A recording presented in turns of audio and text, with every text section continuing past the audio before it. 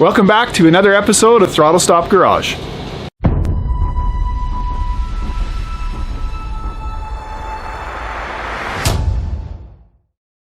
This week's episode, we're going to have a look at just some odds and ends. There's no big project for this episode, just lots of little pieces that need to get done, and I'm trying to see what it is I can get done. So I've got some stuff that has to get finished up on the inside of the car. So these are things like seat brackets and other little bits and bobs that are just sitting there bothering me. So we're going to get those done, or at least this episode we're going to try to get some of them cleaned up. We'll probably have to have a couple of these where we're just doing little things that are just little infills, right? So nothing big, nothing important, but there's some fun work in this one. We'll be doing some dimple dies, some dimple panel work, as well as a few other things along the way. So thanks for tuning in. Let's hope this one's fun. Anyway, let's get to work. All right, so we're just getting started laying out the panels here, the dimple plates. There's some pretty critical spacing that has to go on, or else your holes are going to look funny. So we start at the center and work our way out and get those all ready to go. Now, next up, drilling the holes. I hate using the hole saws on the thin sheet, but a little bit of plywood, a little bit of wood on the background makes it reasonably easy. And then off to the brake for some folds. And then over to the press for the start of the dimples. So, actually I made another video on this, so I'm going to try linking the video. So there should be a little link button pop up. So I have a little how-to for how you make those. Pretty simple, really. Alright, now we're ready to get going welding the seats, just doing the final little touch-ups, little details. I hadn't noticed that the seat bases were different, so I had to do some last-minute hacking on these in order to get them to actually fit the passenger seat, because it not only flips forward but then moves forward when you open up the passenger seat. Okay, with the dimple plates made, again, they're just mostly for looks. All I'm trying to do in the seat installation is attach the two brackets together. They're actually difficult to get installed in the car. This is an odd set of seats. They come from an Acura Integra. Somewhere in the mid-90s, I couldn't tell you the exact year. They're junkyard finds. They will be getting reupholstered to match. I just like the side bolstering, and there's lots of them, or at least there was lots of them available when I picked these up.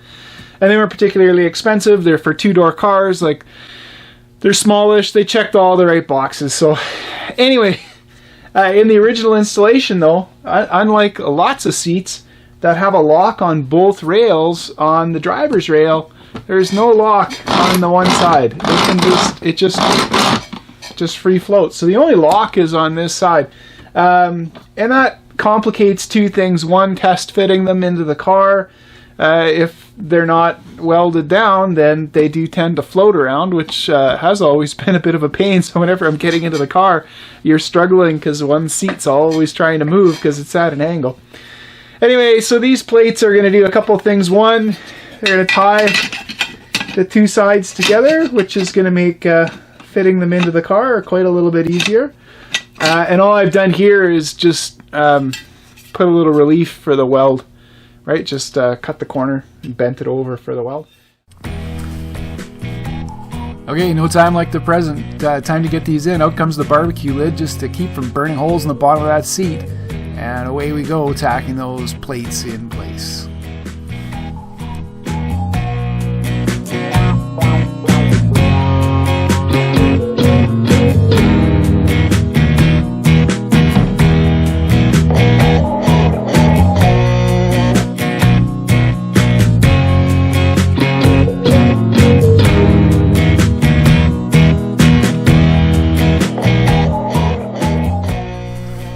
I'm sure I've mentioned it before, but I just wanted to mention it again. You'll see me switching back and forth between that little 2-inch die grinder and the actual angle grinder. And the one's doing the sanding, the other one's doing the grinding. So when I've got the Makita out, I'm getting after it and getting metal removed and trying to keep the heat down by making it go quickly. And then the sanders, they're just to final finish it. So just to keep it separate. Okay, so there you can see the seat mounts fitted in. Real happy with the way they turned out. I like the way they look. I think they're going to work great. All right, let's keep moving on with the little cleanup project. All right, with the seat bases finished, we're going to move on with the other cleanup parts of the projects that we're trying to get mopped up here on the inside of the car. And next up is actually adding a little piece to the floor pans that I already had purchased, and they're already fitted up and ready to install. And it doesn't come, the replacement floor pans don't come with the center part. So the bottom of the tunnel on the car has a plate that basically joins the two seat pans together. I could leave it out in this installation, but I don't see any reason to. The drive shaft's going up, right? So there's lots of room to actually add these parts back in. And then there's also a stiffening panel that goes it goes onto the bottom of that rear cross member. This is the original part. It's actually in very nice shape, so it can go back on. So I just wanted to we'll have a quick look at what we're doing. Here's the pan. This is the original part from the car. Take a few of the pieces out. These are going to be the reinforcing plates that are going to get welded to the pan to further support the back of the seat bracket. So they'll get welded on the outside, and then the holes are there to just give some plug welds to. And this is the missing part here. Okay, so this piece here, it's kind of got a couple of ribs in it here and a little detail up at the front. So we're just going to cut this out. When I cut it out originally, I was a little savage, I suppose, with the cut, and I left myself with a difficult repair. Now, this is the pan originally, so you can see why I replaced it. Actually, it didn't look too bad. You know, it's surface rust. Everyone calls it surface rust. And what it is lots of corrosion on the pan that's actually corroded all the way through, and lots of little pinholes, actually more pinholes than you'd think. And the original way that these pans were referenced, you can actually see in the pan. So if you've got one of these cars at home, you can see this is what's going on. And they had these little half stamped spots, and I expect there was some kind of attachment jig that went up, and that's what registered that pan, was these spots. Then they were the sheet metal parts were roughly tapped back into place, and a great gob of seam sealer was sluked over the top of this, and that was considered good enough in the day. Now, the new pans, of course, don't come with any of that nonsense in them, so don't replicate it, please. It's not necessary. I've drilled out all the spot welds, obviously, on this part. And when you do that, take it all the way back to the frame, right? This is the rear cross member section in here. Right, this is the rear cross member section in here. Lots of guys are just kind of cutting and replacing it in here. No economy in that at all. You might as well take it back to the original spot weld locations. If you're welding all the way around this pan, it's just going to distort. You're going to run the risk of pinholes. It's just a bad idea. Cut your spot welds out and replace the panel. Don't just repair it. Take the whole thing out and replace it. You'll be much happier with the end result. Okay. Yeah, so I've had these lying around the garage for about the last 4 years, maybe 3 years. Just hadn't cut them off the old seat pans. The seat pans been getting in the way. I really wish I had cut that in the right spot. When I cut that panel off, it would have saved a ton of work. I actually had to bend a tiny little lip there. You just saw me mark it out in order to get this all to work right. But they tidied up just fine, and it'll end up looking absolutely stock when I'm done with it. So again, pretty happy with the overall. This was the hard part, right? Getting that little ridge just beat down there and getting it all fabricated in place so that at the end of the day, once I've welded up all the holes, you can't really tell that I've done anything at all, which is always the goal.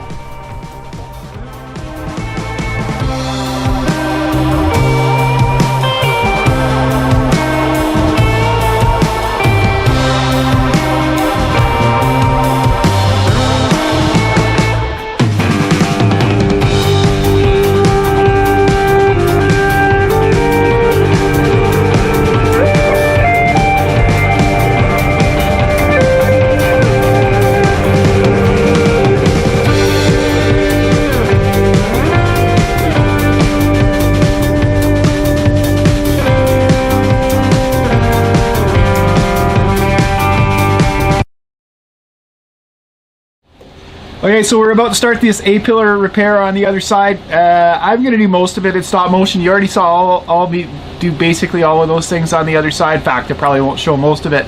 It might just be a beginning and an end thing, before and after.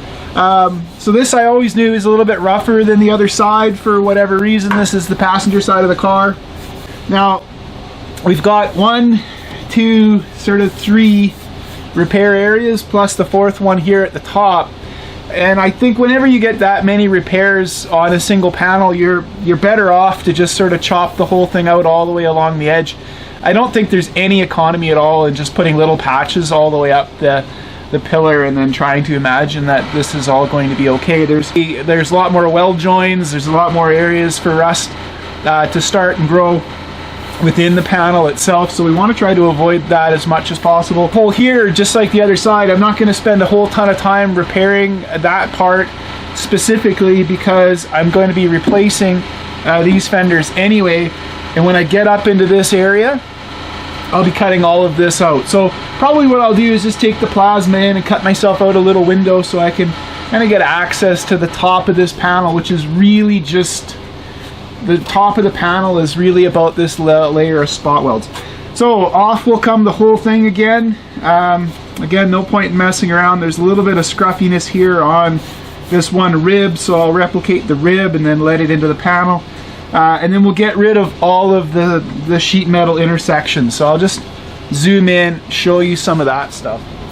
So up here you can see not only the depth of the corrosion, but you can see that panel separation that I talked about on the other side, where there's a good eighth of an inch here where the rust that's in behind that seam is actually pushing the 2 pieces of sheet metal apart, and that's present basically all the way up and down that seam. So that's not a good sign on any of these kinds of repairs, so we're going to want to get rid of as much of that as we can as we get moving along here. There's just no point, again, no economy in trying to do this. I guess what would be the easy way would be to sort of try to treat it, with some chemical rust remover. Again, the pitted nature of that panel. So we could get in, we could use vinegar and water, muriatic acid, phosphoric acid, like basically kind of acid etch it, and it gets in and it dissolves the rust out of there. But then what you're always going to have is the pits as well as the base metal are in essence they're compromised. And rust is going to reform in those areas. At least I've tried this over the years. You could sandblast it and do whatever you like. It's coming back. So the only way to treat it that I think is a permanent-ish fix is to actually just replace everything that's yucky with brand new fresh metal, and then carry on from there. I've had very little problem with repairs that I've actually done properly. So just buffing off all the paint here. I'm using that open disc before they disappear pretty quickly. They're not very durable, but boy, they work really well. So for what they are, they don't harm the metal. They just take the paint off. They leave the panel cool. So a lot of bonuses there.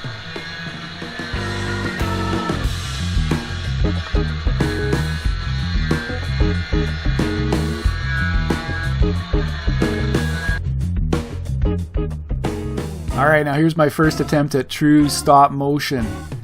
So if you're not already watching George on Soup Classic Motoring, this is my little tip of the hat to George, so hope you enjoy.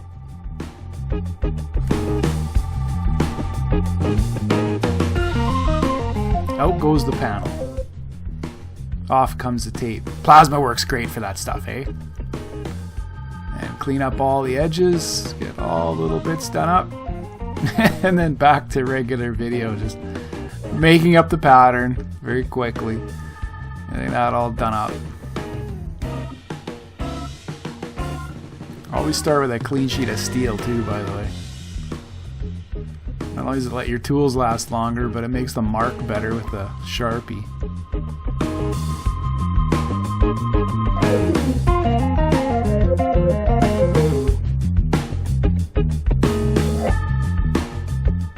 So this is the new toy. This is the big shrinker stretcher. There's no other way. I mean, I could have built that panel by the top of it's curved, or quite curved. I could have built it using, sort of a cut and weld method, but this was just as effective. It took a little longer probably, but it was kind of fun just to see how much effort it takes to make this stuff move when it's that deep.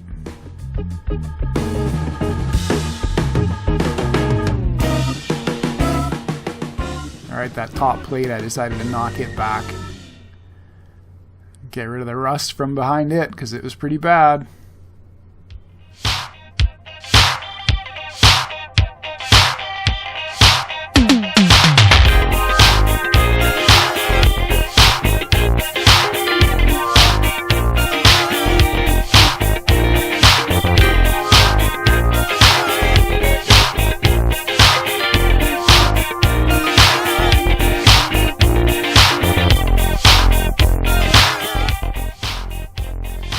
Final test fits here of the panel just to make sure, get it trimmed up nicely. Tighter you get those panel gaps, the easier the welding is. Alright, here's a little bit of fun, just putting the detailed swage line there in the panel, and then let's get it welded in soup style. Too much fun. About 500 frames for those people that are interested, shot one at a time. Sure was fun.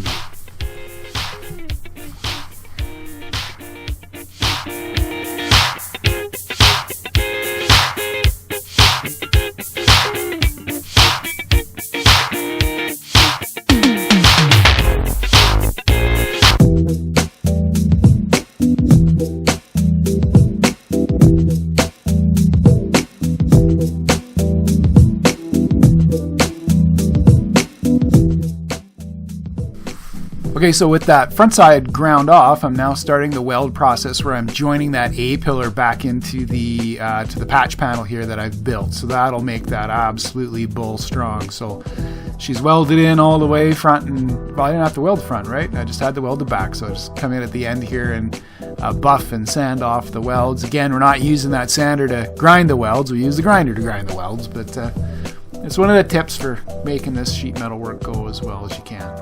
There, finished, pretty much. Well, we're going to wrap the episode there. I know it's just a few little sort of discontinuous bits and pieces, but I'm absolutely exhausted. It's late. I've got to go to bed now. Anyway, I did stick it out until it was all done, and I got a few other things actually finished. So we did manage to finish off this the pillar piece over here, and we finished off the pillar. I'm actually pretty happy with the way it turned out. This part of the pillar over here was a little tricky, so some parts of it got a little puckered on me, but you know, it's an inside pillar. It doesn't matter, and it would be impossible. I could fix it. I mean, if you could get to the back side of it, you can always fix it, but I can't get to the back side of it. So I'm super happy with actually just sort of conceptually how those are coming out. So that part's all finished up. Of course, we got our seat bases finished, and I've had them in the blast cabinet, and they're fully blasted, as you can see, and they are ready for paint. So we got to coat a primer on these before we bolt them into the car, just to make sure the bottom sides of them are done. Again, not that it matters, the seat thing, but I'm a bit obsessive about details. I don't even know what else is in this episode. I'm just glad it's over. Anyway, thanks for tuning in. It's been a fun weekend in the garage. Please like, subscribe, tell your friends. Hey, share it with somebody. You never know, it might be interesting to somebody other than you. It's mostly just interesting to me. But anyway, catch you on the next episode.